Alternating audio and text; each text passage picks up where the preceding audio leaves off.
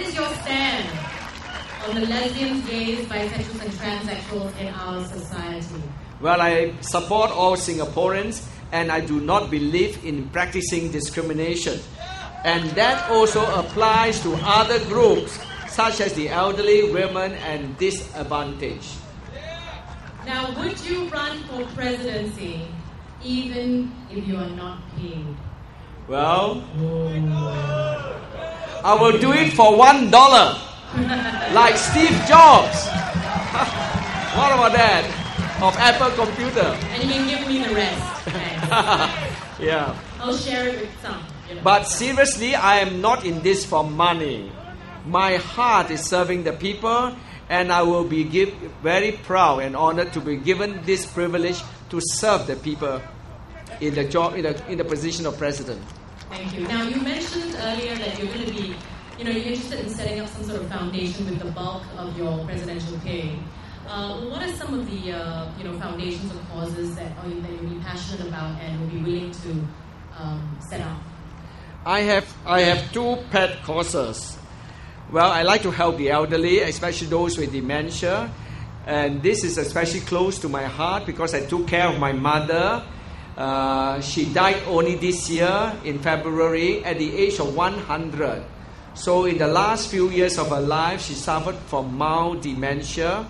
And I also want to champion the people who are caregivers to those who are elderly, because the caregivers have a very difficult job.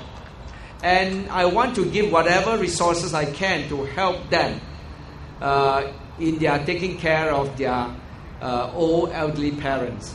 The other cause I wish to foster is volunteerism of youth. I think youth people, when we are young, we are idealistic. I think it's a good thing. I want to promote them. I want to encourage them to be idealistic. Take a year off from studies. After A-levels or university, go out to the world to see what is going on out there. I was a student in England, and a lot of students there, after A-levels, would take a year off. They call it the gap year. And then they would travel around the world, living in communes and doing charitable work in any part of the world. And they come back more mature and more interested to serve society again, rather than being caught up in the rat race. Great. Now, how would you describe yourself as a father and as a husband? Now, be very careful with your wife is listening. Well, I'm aware of that. You have to ask my children, But I think I'm a loving father. My 4 kids are my life, the love of my life. I can be very strict sometimes when it comes to values, discipline.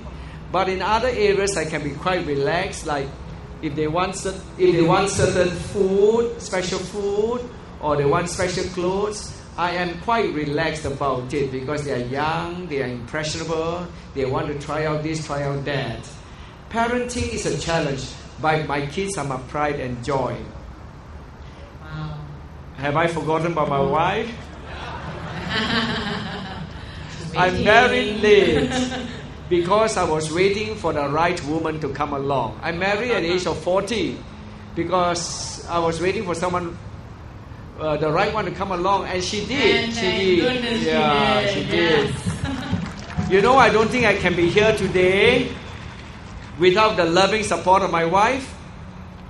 And she's sitting out there. She has been supporting me, going out with me, shaking hands, and every day in the kitchen, making sure that I've got honey water and brand essence of chickens and ginseng together with it. So what a lovely, loving wife. Yeah, big cheers for Mrs. Khan. Behind every successful man, right? Yeah. Well done. Okay, now these last few months, obviously, leading up to the campaign, has been quite grueling. Tiring your schedule, your severely lack of sleep. And so how has your family been taking all this? Well, it's been tiring but exciting. All 4 children are here today. They wanted to come because they want to be part of history making. So they are here today. And they have been very supportive. It's quite funny. My younger son is only 11 years old and still in primary school. And they have to stand up in the school hall every day to sing the national anthem. And of course, the president's and first lady's photo will be up on the wall. And so my son was naturally worried that I'll be staring at him all day in school. Say, Papa, I can't study, with you staring at me all day. Great brothers watching. I say you can wear a cap. Don't have to look up. Oh dear. The perils of having a father as a president. Oh well. Now, before we finish, and thank you all for your patience, tell us why we should vote for you. I think there are 5 reasons. Because I'm independent of any political party, of the ruling party. I have experience working in government that would help me interacting with government departments. I have experience of diplomatic service in government. I used to visit other countries doing my job in the Ministry of Trade and Industry and when I was PPS to Mr. Goh Chok Tong. Number 4, I have knowledge of the economy and global finance because I work in banks and financial institutions. And lastly, I have empathy for those who struggle to make a living. I know what it is like to be poor because I came from the poor.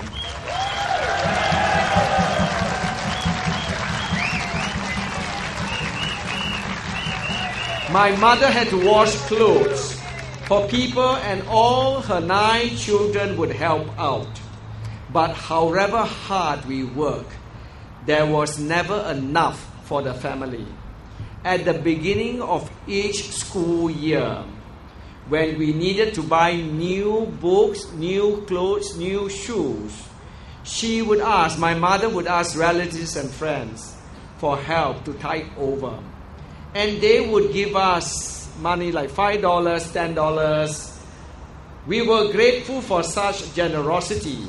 And later when I became successful in life, started work, my mother would ask me to leave some money, like $50, $20, $100 now, with inflation, in the hands of poor relatives and friends who came to visit us. She taught me never to forget to help the poor because people helped us before when we were poor.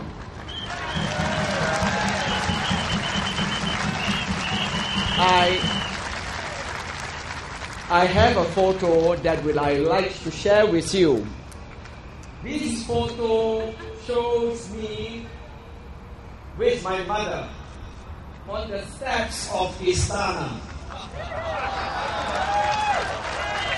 Wasn't he a handsome officer? I was there to receive my commission as an army officer in 1977. The photo reminds me of the long and hard journey that my mother had traveled since her days as a washerwoman.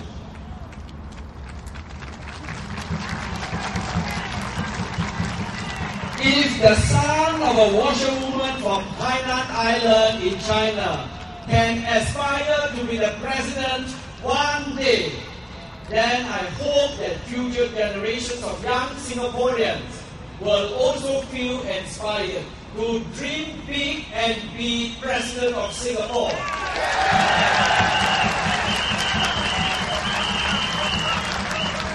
So please vote for me to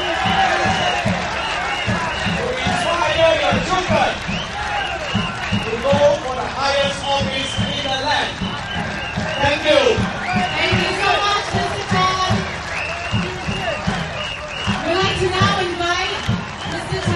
Tan and her lovely children up on stage to take some photos, and also our speakers of tonight and the rest of the family members who are here to support this evening.